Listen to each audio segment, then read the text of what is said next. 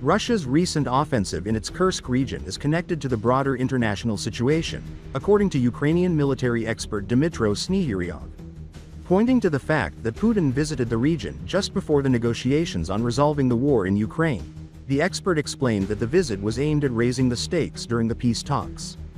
The Russian offensive in the Kursk region and its escalation coincided with the meeting between US and Ukrainian representatives in Saudi Arabia's Jeddah city.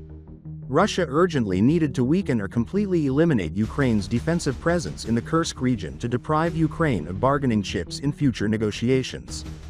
That is, the ability to trade Ukrainian-controlled areas in the Kursk region for occupied Ukrainian territories, the expert said. He did not rule out that the situation in Kursk itself could have been the subject of a political agreement, as the rapid Russian advance there raises many questions. Sniehyriov reminded the so-called Truba operation, which essentially mirrors developments in embattled Avdiivka, where Russians used underground communications to break into the Ukrainian Defense Forces' operational rear, leading to further negative consequences. Sniehyriov pointed out that a similar situation is currently unfolding in Kursk. In his view, the key question for military counterintelligence is why Russia's offensive occurred. How can you not realize that there are underground communications that can be used after 7 months of being there? For me, this is not quite clear, the expert questioned. Apart from Kursk region, there has been a sharp intensification of hostilities directly on the front line in Ukraine, where over 250 military clashes were recorded recently. Russian forces are trying to improve their tactical position in key areas and seek to reach the administrative borders of eastern Donetsk region. Overall, the military expert praised as successful the operation of the Ukrainian Armed Forces in Kursk.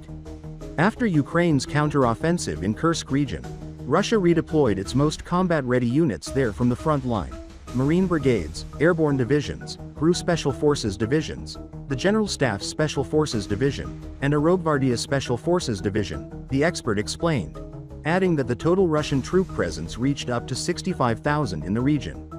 According to Ukraine's Defense Intelligence Directorate, Russian losses in the Kursk region amount to approximately 48,000. This means we have neutralized and eliminated Russia's most capable military units in Kursk.